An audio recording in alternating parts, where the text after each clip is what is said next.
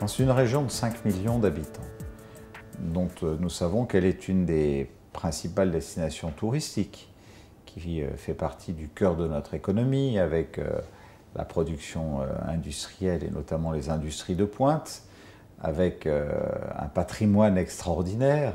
Nous voyons bien que ce sont ceux qui travaillent, que ce sont ceux qui ont besoin pour leurs usages familiaux, professionnels quotidiens, d'aller et de venir entre leur domicile et leur travail ou de faire des déplacements importants dans notre région, qui sont les plus pénalisés.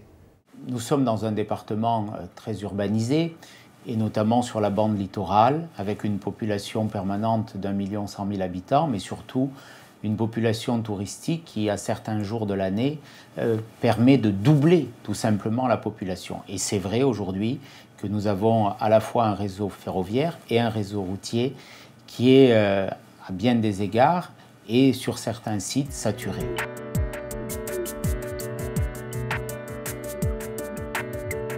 La nouvelle ligne Provence-Côte d'Azur, elle comporte plusieurs phases. C'est d'abord faire en sorte qu'il puisse y avoir une gare souterraine à Marseille, de façon à éviter que cette gare ne soit un cul-de-sac. Aujourd'hui, nous devons structurer la gare Saint-Charles à Marseille. C'est une priorité que je défends. À la gare Saint-Charles, ce sont les connexions souterraines qu'il faut améliorer pour rendre plus rapide le transport entre les divers points du département. Nous avons le projet de la gare multimodale, qui est d'ailleurs déjà en chantier en face de l'aéroport international de Nice.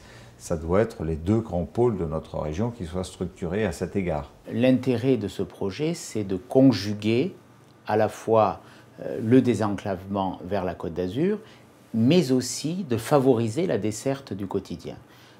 Avec un nœud multimodal qui présente une originalité majeure, peut-être unique au monde, c'est-à-dire de conjuguer sur le périmètre de l'aéroport l'arrivée de la grande vitesse, d'une ligne nouvelle, le départ des lignes de proximité, des TER, le départ du maillage du tramway pour Nice, l'arrivée de l'autoroute, des réseaux de circulation.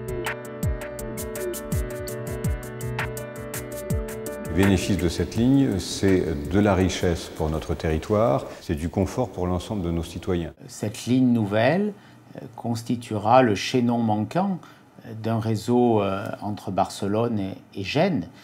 Nous en avons été privés pendant trop longtemps.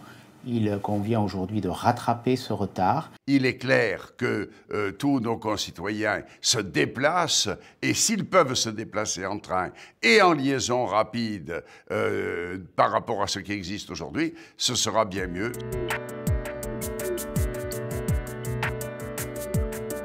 Il faut rattraper aujourd'hui le temps perdu.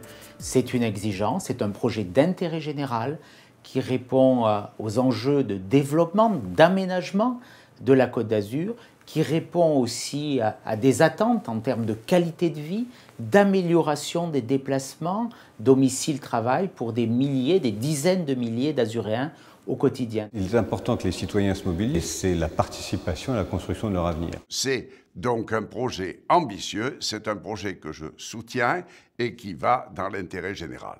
Je veux que les usagers qui ont rendez-vous à une heure précise, à une minute précise, avec une destination précise, tout cela leur soit garanti. Et je soutiendrai toutes les options, quelles qu'elles soient, sans aucun tabou, qui nous permettra d'y répondre.